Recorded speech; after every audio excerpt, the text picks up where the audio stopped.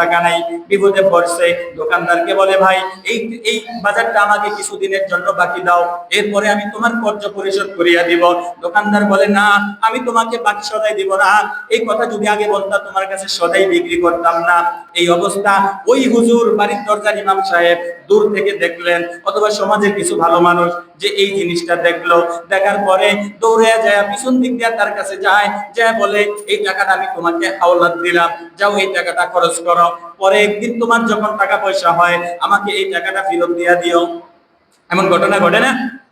এখন এই লোক গেছে বিপদে পড়া, দোকানদারের টাকাও দিতে পারতেছে না, সামনের দিকে গেছে, ইমাম সাহেব ঘুরে যায় সামনে, খারাপ একটা ধরো এই টাকাটা নাও, খরচ করো, পরবর্তীতে দিয়ে দিও।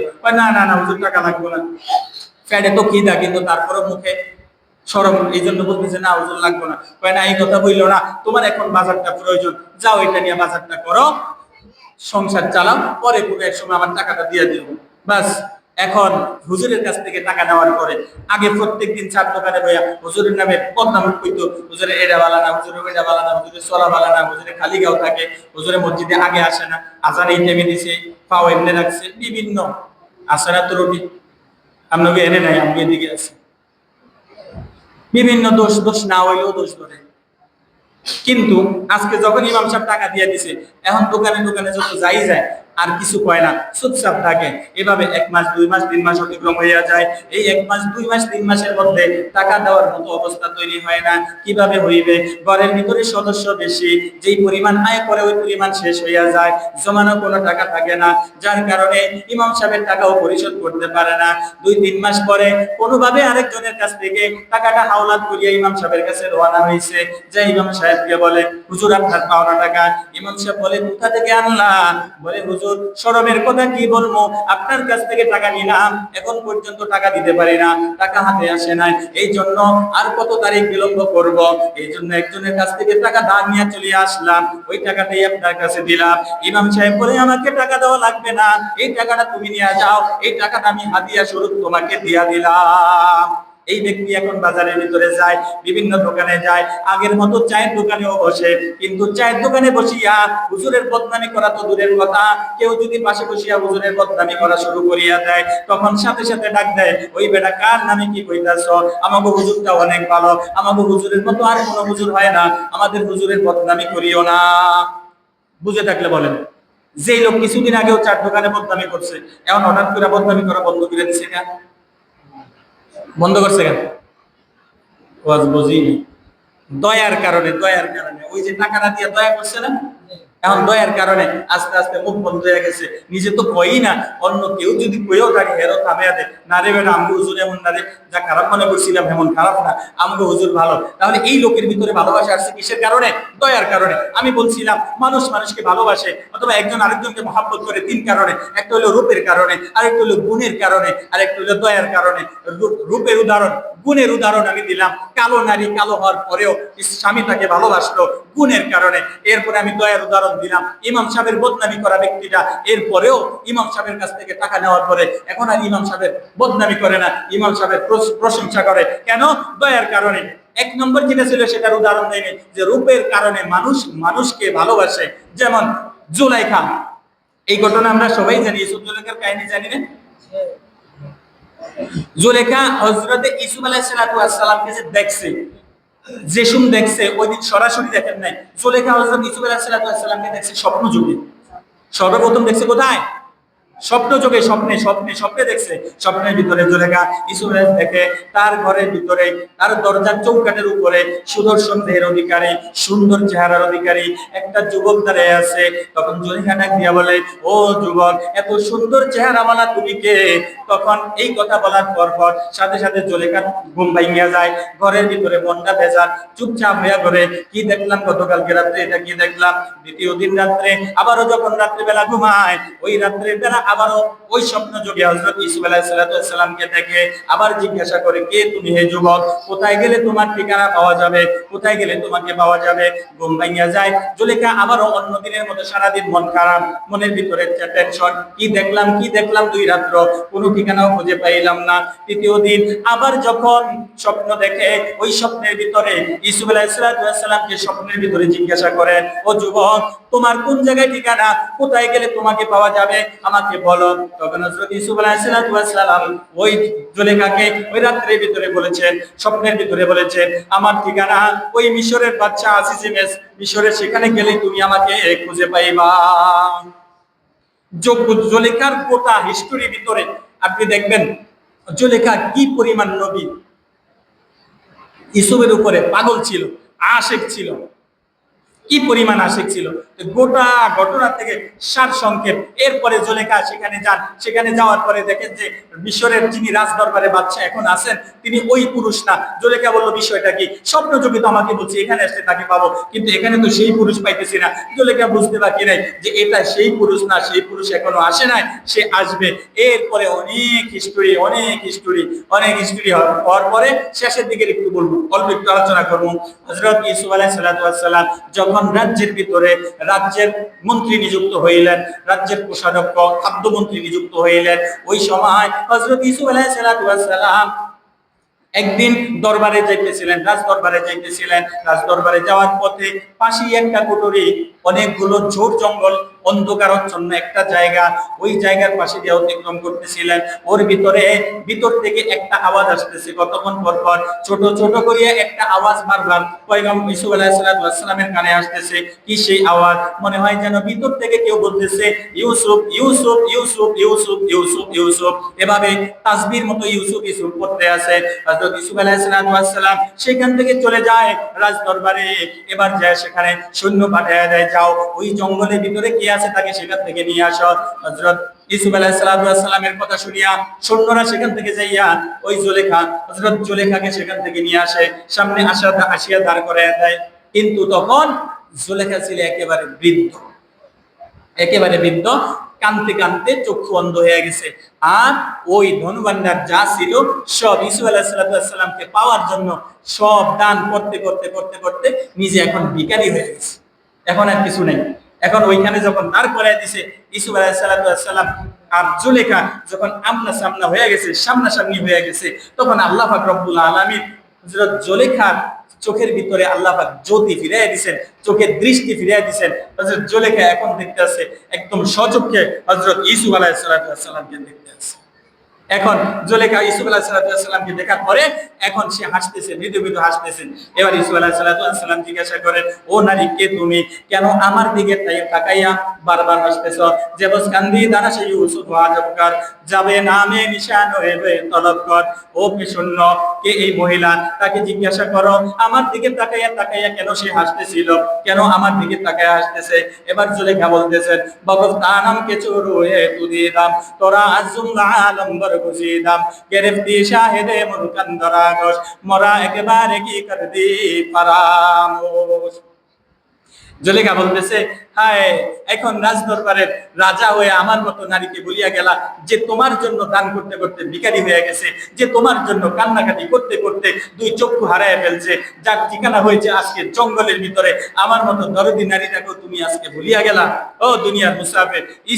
জুলেখা হযরতে ইউসুফ আলাইহিস সালামের প্রেমে আসক্ত হইলেন। জুলেখা হযরত ইউসুফ আলাইহিস সালামের জন্য ধনভাণ্ডার দান করতে করতে শেষ করে ফেললেন। জুলেখা ইউসুফ আলাইহিস সালামের জন্য কান্না করতে করতে চক্ষু অন্ধ হয়ে গেছে। জুলেখার শেষ ঠিকানা জঙ্গলে হইছে। কিসের কারণে? ইউসুফ আলাইহিস সালামের মহব্বতের কারণে। ইউসুফ আলাইহিস সালামকে কেন মহব্বত করতেন? যেহেতু ইউসুফ আলাইহিস সালাম সৌন্দর্য সবচেয়ে বেশি ছিল, অনেক সুন্দর ছিলেন, এই জন্য ইউসুফকে মহব্বত করতেন। বলেন, জুলেখার দিলের ভিতরে মহব্বত আসছে ইউসুফ আলাইহিস সালামের জন্য কিসের কারণে? সুন্দরের কারণে। কিসের কারণে? সুন্দরের কারণে। সুন্দর চেহারা সুন্দর ছিল। আম্মা জান হযরত আয়েশা সিদ্দিকা রাদিয়াল্লাহু তাআলা আনহা এক নারীর প্রশ্নের জবাবে বলেন, ও নারী, তুমি যে প্রশ্ন করছো, কি প্রশ্ন ছিল? যে মিশরের ভিতরে মিশরের নারীরা হযরত ইউসুফ আলাইহিস সালাতু ওয়াস সালামকে দেখিয়া, হযরত ইউসুফ আলাইহিস সালাতু ওয়াস সালামকে দেখার পরে ফল কাটা বাদ রাখিয়া ছুরি দিয়া প্রত্যেকটা নারী তার হাত কাটিয়া ফেলাইছে।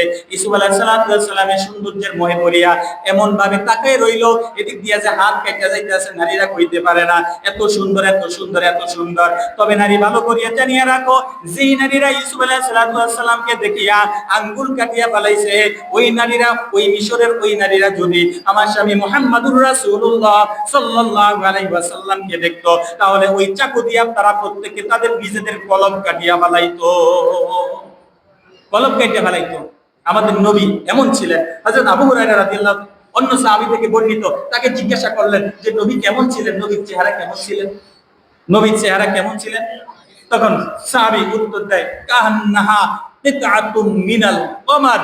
নবী আলাইহিস সালাতু ওয়াস সালামের চেহারাটা এমন ছিলেন যেন এটা একটা চাঁদের টুকরা ঝুলতেছে। সুবহানাল্লাহ, একটা চাঁদের টুকরার মতো ঝুলতেছে। হযরত আবু হুরায়রা রাদিয়াল্লাহু তাআলা থেকে বর্ণিত, জিজ্ঞাসা করছেন নবী কেমন ছিলেন, নবী কেমন ছিলেন? আবু হুরায়রা, তুমি তো নবীকে দেখছো। তাবিঈন জিজ্ঞাসা করে নবী কেমন ছিলেন, কেমন ছিলেন? হযরত আবু হুরায়রা রাদিয়াল্লাহু তাআলা বলেন, আশ-শামসু তাজরি ফি ওয়াজহিহা। আরে আমাদের পয়গম্বর তো দেখতে এমন ছিলেন যেন সূর্য নবীর চেহারার ভিতরে খেলা করত। সুবহানাল্লাহ। দুনিয়াওয়ালা মুসাফির বুঝাইতে চাইছি, মানুষ মানুষকে মহব্বত করে তিন কারণে। একটা হলো জামাল, দুই নম্বরে কামাল, তিন নম্বরে নামাল নওয়াল, অর্থাৎ রূপ, গুণ এবং দয়া। এখন দেখার বিষয় এই তিনটা গুণ কার ভিতরে সবচেয়ে বেশি আছে। এই তিনটা গুণ যার ভিতরে সবচেয়ে বেশি আছে সেই উপযুক্ত ভালোবাসা পাওয়ার দাবিদার রাখে। একটা একটা করে ধরেন। এক নম্বরে আমার আল্লাহ পাক রব্বুল আলামিন। আল্লাহ পাক রব্বুল আলামিন এত সুন্দর, সৌন্দর্যের জগতে আল্লাহ পাক রব্বুল আলামিন সবচেয়ে সুন্দর। এরপরে আল্লাহ পাক রব্বুল আলামিন তার সুন্দর থেকে যতগুলো সুন্দর আছে ওই সুন্দর দ্বারা নবী মুহাম্মদুর রাসূলুল্লাহ সাল্লাল্লাহু আলাইহি ওয়াসাল্লামকে বানাইলেন। এই জন্য যদি কাউকে বেশি ভালোবাসতে হয়, কারোর ভালোবাসা যদি অন্তরে রাখতে হয়, সর্বপ্রথম আল্লাহ পাক রব্বুল আলামিনকে সবচেয়ে বেশি ভালোবাসতে হবে। এরপরে যদি বেশি ভালোবাসতে হয় তার পয়গম্বর মুহাম্মদুর রাসূলুল্লাহ সাল্লাল্লাহু আলাইহি ওয়াসাল্লামকে সবচেয়ে বেশি ভালোবাসতে হবে। অন্য কোনো ভালোবাসা নেই। কাকা সবচেয়ে বেশি সুন্দর, তো সবচেয়ে বেশি সুন্দর আমার আল্লাহ। সবচেয়ে বেশি সুন্দর কে? মুখই তো বলে না সবচেয়ে বেশি সুন্দর কে? আল্লাহ সবচেয়ে বেশি সুন্দর। দেখেন না আল্লাহ পাক রব্বুল আলামিন জান্নাতের ভিতরে যখন জান্নাত জাহান্নামের ফয়সালা হইয়া গেল, হযরত জিবরাইল আলাইহিস সালাতু ওয়াস সালামকে জান্নাতের ভিতরে পাঠায়, যায় বলে জিবরাইল আমার বান্দা বান্দীদেরকে জিজ্ঞাসা করো জান্নাতের ভিতরে তাদের আর কোনো চাওয়া পাওয়া আছে কিনা, জান্নাতের ভিতরে তাদের কোনো অপূর্ণতা আছে কিনা। হযরত জিবরাইল আলাইহিস সালাতু ওয়াস সালাম জান্নাতের ভিতরে যায়, সেখানে যাইয়া জিজ্ঞাসা করে ও জান্নাতীরা, এই জান্নাতের ভিতরে তোমাদের আর কোনো চাওয়া পাওয়া আছে কিনা। অধিকাংশ জান্নাতি এই প্রশ্নের জবাবে বলে ও জিবরাইল আর কি চাওয়া পাওয়া থাকতে পারে, আল্লাহ পাকের জান্নাত পাইলাম, জান্নাতের ভিতরে হরেক রকমের খাবার পাইলাম, বাহারি আইটেমের নিয়ামত পাইলাম, সব কিছু আল্লাহ পাকের জান্নাতের ভিতরে আছে। শুধু অন্তরের ভিতরে কল্পনা করতে দেরি, খাবার সামনে উপস্থিত হইতে দেরি করে না। যেই ধরনের খাবারের চিন্তা করি সামনে উপস্থিত হইয়া যায়, কোনো কিছুতেই আল্লাহ পাকের জান্নাতের ভিতরে কমতি নাই। কিন্তু অল্প কিছু সংখ্যক জান্নাতি, এই সংখ্যা খুব কমই হইল, অল্প কিছু সংখ্যক জান্নাতি তাদের চেহারাটা খুব মন খারাপ, চেহারার ভিতরে টেনশনের ছাপ লাগিয়া রয়েছে, তাদের চেহারার ভিতরে কোনো হাসি নাই, চোখের কোণাটা ভিজা, তাদের মনটা খুব খারাপ।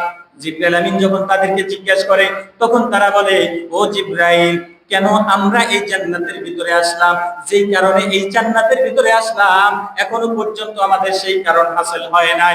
ওই দুনিয়ার ভিতরে আমরা যত কষ্ট কাজ করলাম, নবীর সুন্নত অনুযায়ী চলছি, নবীর সুন্নত ধরতে যায় মানুষের টিটকারের মুখে পড়লাম, নামাজ পড়তে যাইয়া কত মানুষ বন্ধ বলল বন্ধ, এই সমস্ত কথা শুনলাম। আল্লাহ পাকের বিধান, আল্লাহ পাকের দ্বীন জমিনে কায়েম করতে যাইয়া কত মাইর খাইলাম, প্রশাসনের মাইর খাইলাম, জালেমের মাইর খাইলাম, ফ্যাসিস্টের মাইর খাইলাম, এত কিছু কষ্ট দুনিয়ার জমিনে করার পরে জান্নাতে কি কারণে আসছি? ওই জান্নাতের ভিতরে জিবরাইল বলে, জান্নাতের ভিতরে তো হুর গেলমান আছে, সেটা তো পাইলা। বলে হুর গেলমান আমার প্রয়োজন নাই, জান্নাতেরই আমার প্রয়োজন নাই। এই জান্নাত জাহান্নাম দিয়ে আমি কি করবো?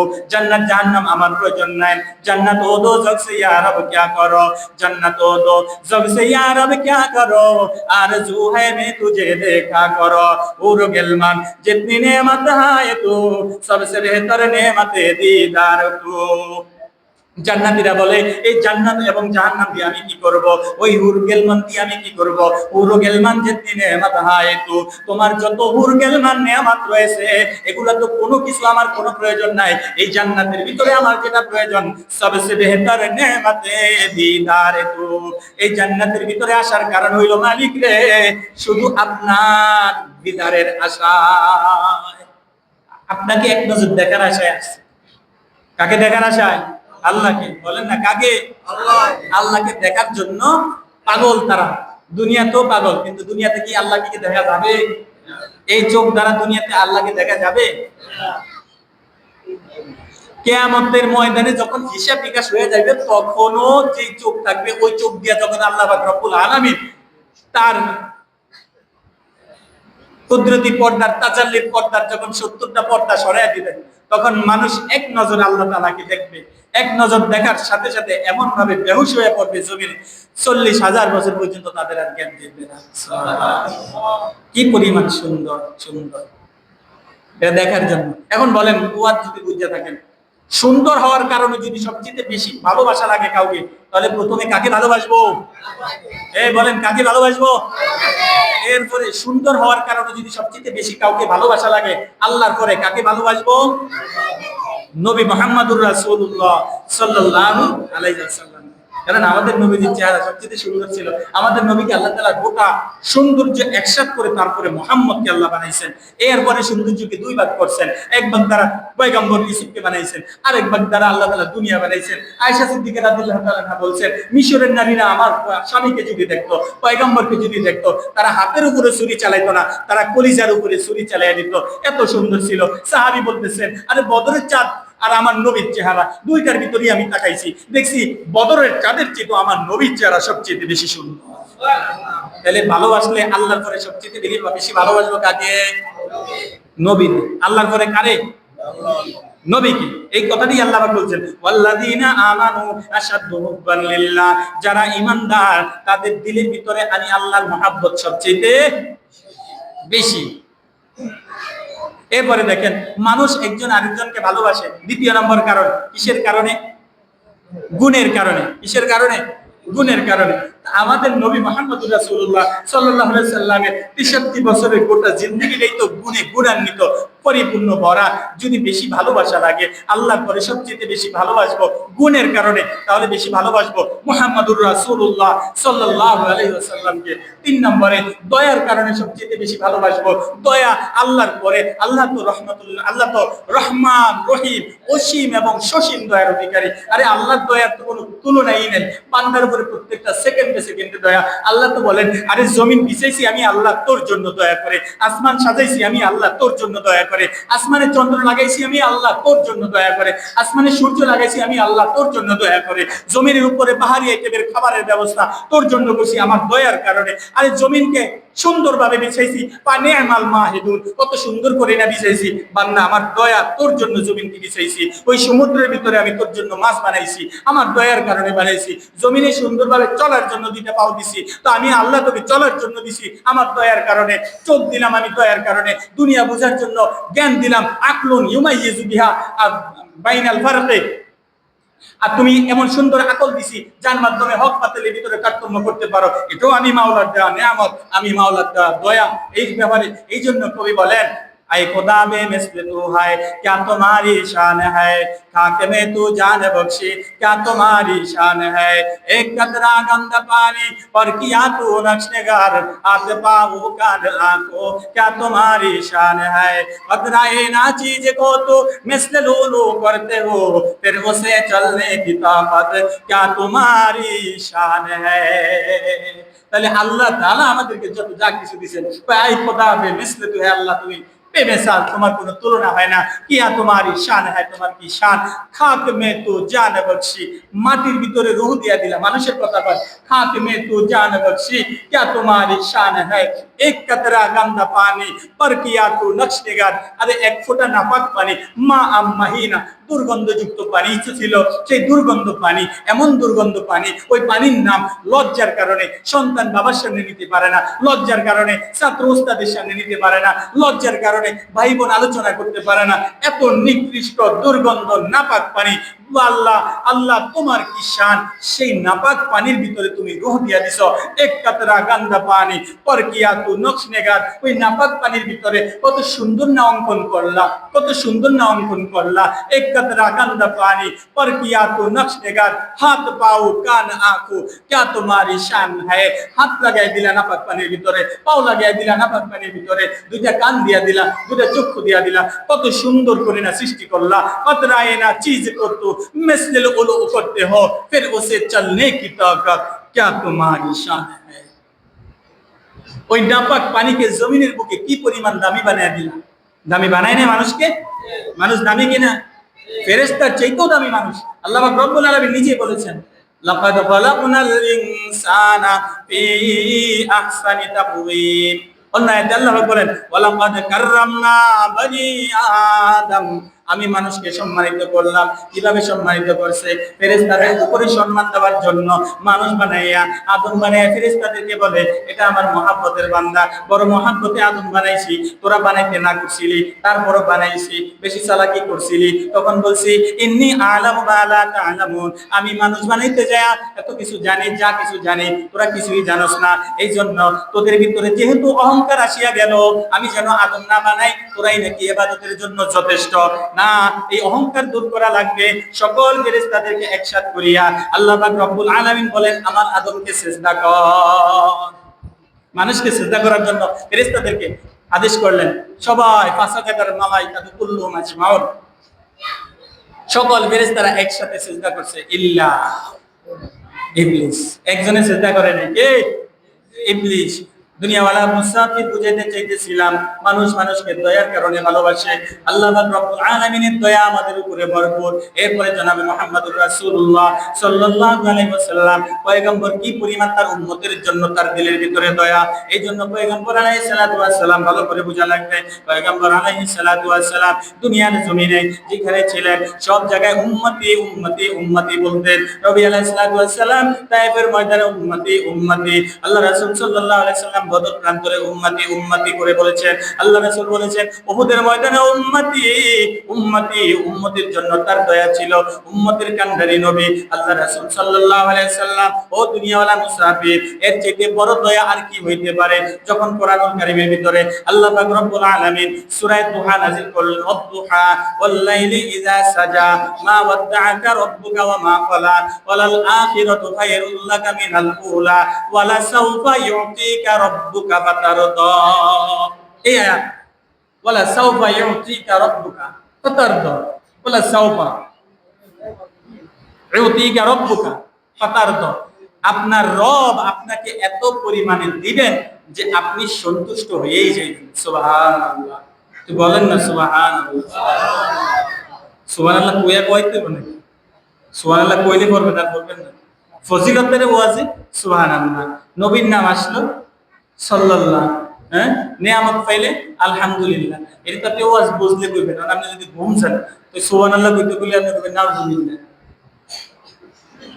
আল্লাহ পাক রব্বুল আলামিন আমাদের পয়গম্বর আলাইহিস সালাতু ওয়াস সালামকে বলতেছেন ওয়ালা সাউফা ইউতিকা রব্বুকা ফাতারদা আপনার রব আপনাকে এত বেশি পরিমাণে দিবেন যে আপনি খুশি হয়ে যাবেন এই আয়াত নাযিল হওয়ার পরে আল্লাহ রাসূল সাল্লাল্লাহু আলাইহি সাল্লাম বলেন আমি ততক্ষণ পর্যন্ত কাল কিয়ামতের ময়দানে সন্তুষ্ট হব না ততক্ষণ পর্যন্ত আমি মুহাম্মদ কিয়ামতের ময়দানে খুশি হব না যতক্ষণ না পর্যন্ত আমার একটা উম্মত জাহান্নামে যাবে ততক্ষণ আমি মুহাম্মদ খুশি হব না সুবহানাল্লাহ তার মানে তিনি সেখানে তার উম্মতের কথা বলেন না কি পরিমাণ দয়া তার উম্মতের জন্য কি পরিমাণ মায়া তার উম্মতের ভিতরে উম্মতের জন্য সেখানে আল্লাহ পাক বলছেন আমি ততক্ষণ পর্যন্ত খুশি থাকব না যতক্ষণ না আমার একটা উম্মত জাহান্নামে যাবে দুনিয়াওয়ালা মুসাফির বুঝা একেবারে সহজ কাল কিয়ামতের ময়দানে যখন ময়দানে মাহশর কায়েম হয়ে যাবে একটা মানুষের শেষ হয়েছে মৃত্যু, মৃত্যুর পরে তার পরকালের জীবন শুরু হয়ে যায়। সেখানে হিসাব নিকাশ, পুলসেরাত, আমল নামা, আমল নামা আসবে। তো আমল নামা ডান হাতে আসবে না বাম হাতে আসবে? পুলসেরাত, আরে আমি কি পুলসেরাত পাড়ি দিতে পারবো কি না পারবো? কবরের তিন সওয়াল, তিন সওয়ালের জবাব আমি কি নিতে পারছি কি না পারছি? আরে আমল নামা ডান হাতে নেবো না বাম হাতে নেবো? আমল নামা তো আমার সামনে অবশ্যই আসবে। আরে আমল নামা দেখার পরে তো অনেক আশ্চর্য হয়ে যাবে। সূরা কাহাফের ভিতরে আল্লাহ বলেন, মালি হাযাল কিতাব লা ইউগাদিরু সগীরাতান ওয়ালা কাবীরাতান ইল্লা আহসাহা। এমন একটা ডায়েরি হাতের ভিতরে দেওয়া হবে, এটাকে যখন খুলবে, খোলার পরে দেখবে আর এটার ভিতরে সগীরা, ছোট থেকে ছোট গুনাহ, বড় থেকে বড় গুনাহ, কোন জমিনে বসে কি গুনাহ করছি, কোন জায়গায় বসে কি পরিমাণ খারাপ বলছি, কোন জায়গায় বসে ষড়যন্ত্র করছি, কাকে হত্যা করার প্ল্যান করছি, কার পিছনে কুৎসা রচনা করছি, কি পরিমাণ মিথ্যা কথা বলছি, কি পরিমাণ অন্যকে ধোঁকা দিয়েছি, কি পরিমাণ পিঠ পিছনে সমালোচনা করছি, কি পরিমাণ অন্যের জমিন খাইছি, কি পরিমাণ যাবতীয় গুণের ভিতরে ছিলাম, সব ছোট থেকে ছোট, বড় থেকে বড় সব কিছু এই কিতাবের ভিতরে লেখা হয়ে গেছে, যেটা আল্লাহ তাআলার কাছে আসছে। অন্য আয়াতের ভিতরে আল্লাহ তাআলা বলেছেন, আলিমাত নাফসুম মা কদ্দামাত ওয়া আখখারাত। প্রত্যেকটা মানুষ জানবে কি পরিমাণ সে করেছিল, অডিওটাও জানবে সে, ভিডিওটাও জানবে সে, সবকিছু তার সামনে চলে আসবে। এরপরে ওই বান্দার অবস্থা হবে কি, যখন তার আমলনামা সামনে আসবে, এখন পৃষ্ঠা উল্টে দেখে, আরে ওই দিন ঘাটলায় বসে একজনকে গালি দিছিলাম, তারিখ দিয়া উঠানো আছে, সবকিছু তারিখে তারিখে আল্লাহ উঠেছেন। এটা কেমন কিতাব? মালি হাযাল কিতাব লা ইউগাদিরু সগীরা, ছোটটাকেও ছাড়ে নেয়, ওয়ালা ইউগাদিরু কাবীরা, বড়টাকেও ছাড়ে নেয়, ইল্লা আহসাহা। সবগুলোই তো আল্লাহ পাক হিসাব করে রেখেছেন। আমলনামা তৈরি আছে, আমলনামা তৈরি আছে, বলে আমলনামা পাইছে কই? আমলনামা পাইছে কই? আমরা হইছি জমিনে, তো হইছে আসমানে। আমলনামা করতে নে লেখছে, এটাই তো আল্লাহ তাআলা সূরার ভিতরে বলে দিয়েছেন, মা ইয়ালফিযু মিন কাওলিন ইল্লা লাদাইহি রাকীবুন আতীদ। প্রত্যেকটা মানুষের সাথে একজন সদ্য প্রহরী ফেরেশতা থাকে, যেই ফেরেশতা কথা বলতে দেরি, সাথে সাথে লিখতে দেরি। কি বলছেন, কোথায় বলছেন, কার নামে বলছেন, কেন বলছেন? এই জন্য মুসাফির দীর্ঘ সময় আলোচনা করলাম, বুঝাতে চেয়েছি দয়া, নবী আলাইহিস সালামের দয়া। পরকালের কথাগুলো এই জন্য আনলাম যে পরকালে যখন প্রত্যেকটা মানুষ টেনশনের ভিতরে থাকবে, তখন তাদের অবস্থা কিয়ামতের বিভীষিকাময় মুহূর্ত, যেখানে মানুষগুলো পেরেশান থাকবে, প্রত্যেকটা মানুষ চিন্তিত থাকবে। শুধু মানুষ নয়, পয়গম্বর যত নবী আছেন সবাই সেই দিন টেনশনে থাকবে। আল্লাহ পাক রব্বুল আলামিনের ক্রোধ, গোস্বান্বিত হালাত এবং জাহান্নামের অবস্থা, জাহান্নামকে 70,000 জিনজির দিয়া শিকল লাগায়া ফেরেশতারা টানিয়া ধরিয়া রাখতে পারবে না। জাহান্নাম কিয়ামতের ময়দানের দিকে খা খা করে আসবে। আল্লাহ পাক জিজ্ঞাসা করবে, হালিম তালাতা, তুমি কি পূর্ণ হয়ে গেছো? জাহান্নামকে জিজ্ঞাসা করবে, জাহান্নাম বলবে, না, হাল মিন মাজিদ। ও আল্লাহ, আমার দিলের, আমার ভিতরে অনেক ক্ষুধা, আমার পেটের ভিতরে অনেক ক্ষুধা, জাহান্নামীদেরকে আমার ভিতরে দাও, আমি ক্ষুধা নিবারণ করি। জাহান্নাম আওয়াজ দিয়ে খা খা করে আসতে থাকবে। সমস্ত পয়গম্বর সিজদায় পড়িয়া যাইবে, সমস্ত নবী সিজদায় পড়ে যাবে। ওই দিনের হালতটা একটু চিন্তা করেন, কেমন হবে সেই ময়দানটা? কে কার আপন থাকবে, কে কার জন্য কাজ করবে? সেখানে টাকা কি কাজে আসবে? সেখানে দুনিয়ার সম্পদ কি কাজে আসবে? সেখানে বন্ধুত্ব কি কাজে আসবে? আরে সেখানে নেতা কি কাজে আসবে? দুনিয়ার পাওয়ার কি কাজে আসবে? দুনিয়ার সুলতান কি কাজে আসবে? আল্লাহ তো বলেছেন, হালাকা আননি সুলতানিয়া, তোমার কাছ থেকে তোমার সম্পদগুলোকে নিয়ে যাওয়া হবে, তোমার পাওয়ার নিয়ে যাওয়া হবে, তোমার ক্ষমতা নিয়ে যাওয়া হবে। নিঃশ্বাস শেষ করেছো তো দুনিয়া তোমার কাছ থেকে চলে গেছে। এখানে কে আমার আপনজন হবে? না, কেউ, আমার মাও আমার আপন হইতেছে না, আমার সন্তান আমার আপন হইতেছে না, কেউ আমার জন্য আপন নাই। হ্যাঁ, খলিলুল্লাহ ইব্রাহিম যিনি দোয়া করছিলেন, আল্লাহ মুহাম্মদকে আমার উরুসের ভিতরে পাঠাও, এই খলিলুল্লাহ ইব্রাহিম সিজদায় পড়ে বলবেন, নাফসি নাফসি নাফসি, ও আল্লাহ আমাকে বাঁচাও, আমাকে বাঁচাও, আমাকে বাঁচাও, আমাকে বাঁচাও। ঈসা রুহুল্লাহ, নাফসি নাফসি। ঈসা আলাইহিস সালাম মায়ের কথা চিন্তা করবেন না, বলবে আমাকে বাঁচাও। মুসা আলাইহিস সালাম বলবে, আল্লাহ আমাকে বাঁচাও। ঈসা আলাইহিস সালাম বলবে, আমাকে বাঁচাও। প্রত্যেকটা পয়গম্বর সিজদায় পড়ে জাহান্নামের ভয়, রবের গোসা সব মিলে ওই দিনের বিভীষিকাময় মুহূর্তে নিজেকে নিয়ে ব্যস্ত হয়ে পড়বে, শুধু কান্না করতে থাকবে।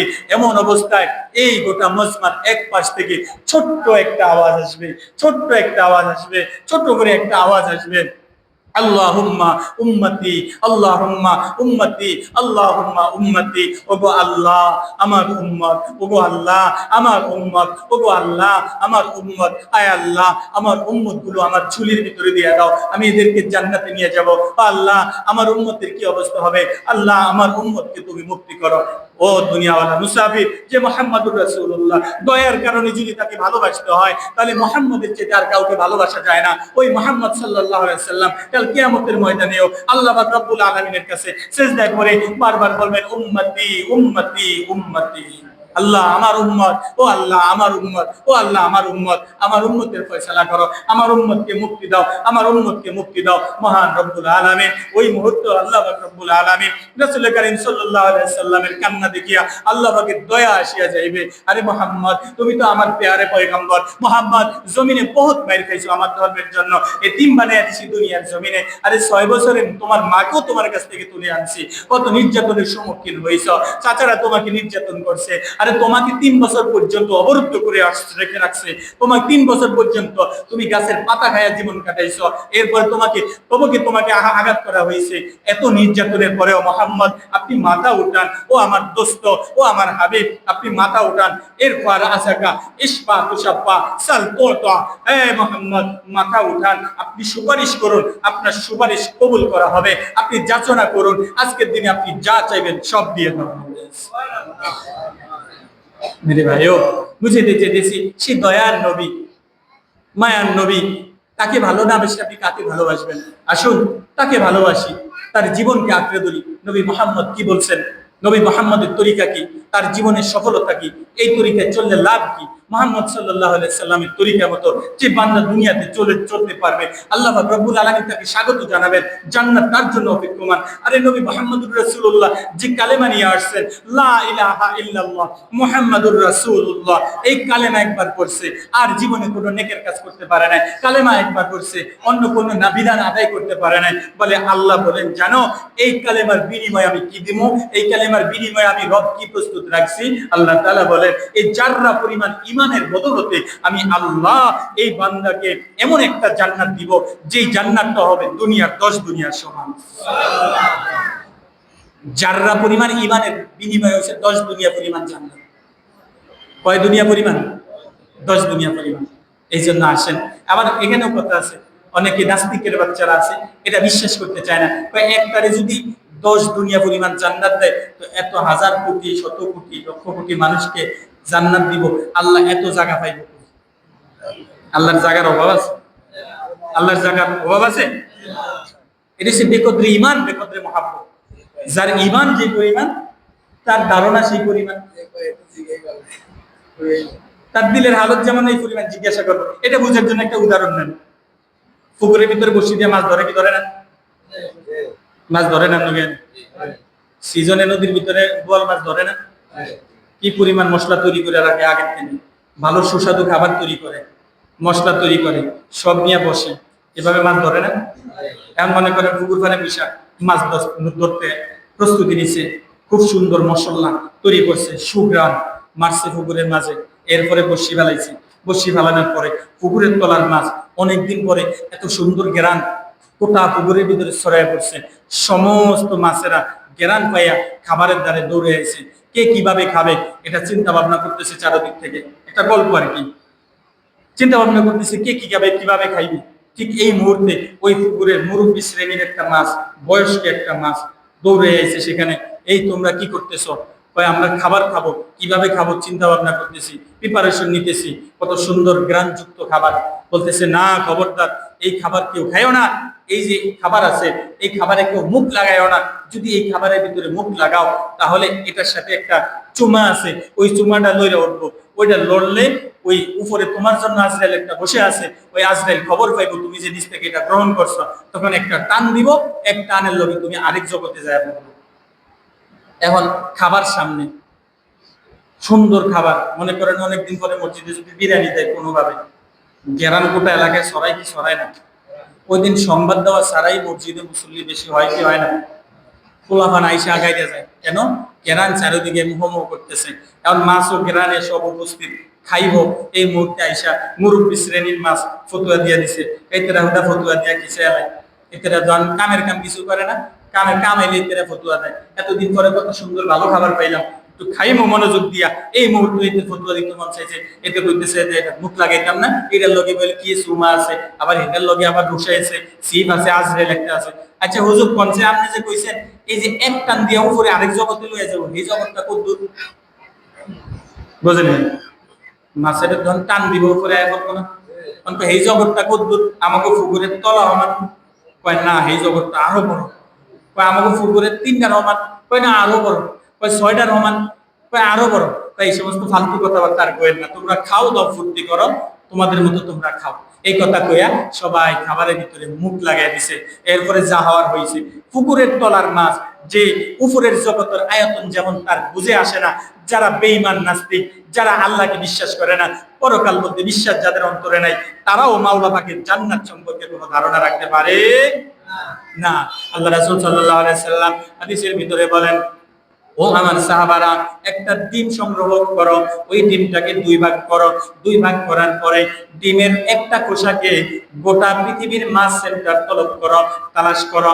মাছ সেন্টার তালাশ করিয়া ওই ডিমের খোসাটাকে ওই মাছ সেন্টারের ভিতরে বসাইয়া দাও।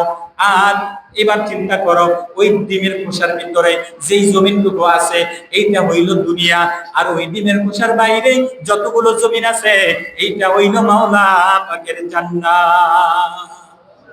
কি পরিমাণ জায়গা আছে!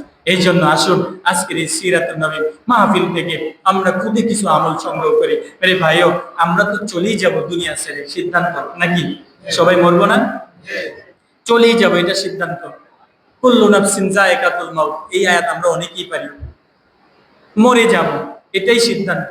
এই পৃথিবীতে কেউ বাঁচবে না, কিন্তু মরে যখন যাব, আমরা কোথায় রওনা করছি, কার কাছে রওনা করছি, তার জন্য কি নিয়ে রওনা হইলাম? রবের সামনে তো দাঁড়ানোই লাগবে। আমি আমার রবকে কি দেখাবো? রব যখন জিজ্ঞাসা করবে, আমার নিয়ামত খেয়েছিস, আমার জন্য কি নিয়ে আসছিস? আমি তো তোর জন্য কত নিয়ামত পাঠাইলাম দুনিয়াতে, তোর জন্য ছেলে সন্তান দিছি, বিবাহের পাত্রী দিলাম, সংসারে সুখের ফয়সালা করলাম, নায়নাতপুরের ফয়সালা করলাম, ধন সম্পদের ব্যবস্থা করলাম, আসমান থেকে পানি দিয়া জমিনে তোর রিজিকের ফয়সালা করলাম, জমিনের ভিতরে কত রঙের ফল তোর জন্য আমি আল্লাহ বানাইলাম, গবাদি পশু তোর জন্য আমি আল্লাহ হালাল বানাইলাম, গবাদি পশুর দুধ আমি আল্লাহ তোর জন্য দান করলাম, সামুদ্রিক মাছ, কত বাহারি আইটেমের মাছ, পান্ডা খাইতেছস, তুই খাইয়া আসছস, নেয়ামত আমি আল্লাহর দেওয়া সবকিছু ধরে দিলাম, আমার জন্য কি নিয়ে আসলি? হ্যাঁ, সফর কিন্তু শেষ হয়ে যাবে। হ্যাঁ, হাম সব মুসাফির হ্যায়, কবর আখের ঠিকানা, কোই আগে রওয়ানা হো, কোই পিছে রওয়ানা। কবরের 3 সওয়ালের জবাব দেওয়া লাগবে। এখনই কি আমি আমার রবের পরিচয় দিতে পারলাম কিনা? এখনো কি আমি মুহাম্মদ সাল্লাল্লাহু আলাইহি সাল্লামের পরিচয় যখন জিজ্ঞাসা করবে, দিতে পারবো কি পারবো না? আমলনামা কোন হাতে দেব? আমি কি আসহাবুল ইয়ামিন হব নাকি আসহাবুল শিমাল হব? আমি কি ডান দিকওয়ালা হব নাকি বাম দিকওয়ালা হব? আমি কি সিরাতুল মুস্তাকিমওয়ালা হব নাকি সিরাতুল জাহিমওয়ালা হব? আমি কি নাঈমওয়ালা হব নাকি জাহিমওয়ালা হব? আরে আমার ঠিকানা কোথায় হবে? আমি কি আমার মৃত্যুটা কি জান্নাতি তরিকায় হবে নাকি জাহান্নামী তরিকায় হবে? আজরাইল আমার সামনে কোন সুরত নিয়ে আসবেন? জান্নাতওয়ালা সুরত নিয়ে আসবেন নাকি জাহান্নামওয়ালা সুরত নিয়ে আসবেন? কবর কি আমার জন্য জান্নাতের গর্ত হবে নাকি জাহান্নামের কুয়া হবে?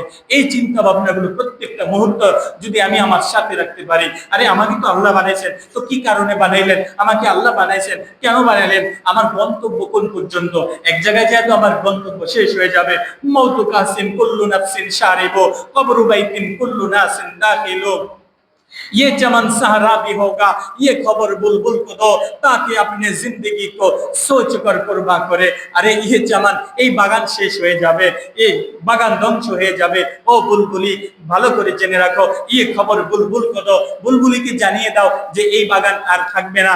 বুলবুলিকে ভালো করে অবগত করায় দাও, দুনিয়ার 3.5 হাত তোকার মাঝি, তোমাকে আমাকেও জানতে হবে এই দুনিয়াতে শেষ ঠিকানা কবর, যেতেই হবে প্রত্যেককে। 3.5 হাত গর্তে যেতেই হবে প্রত্যেককে, সেখানে সওয়াল জবাব সম্মুখীন হতে হবে প্রত্যেককে।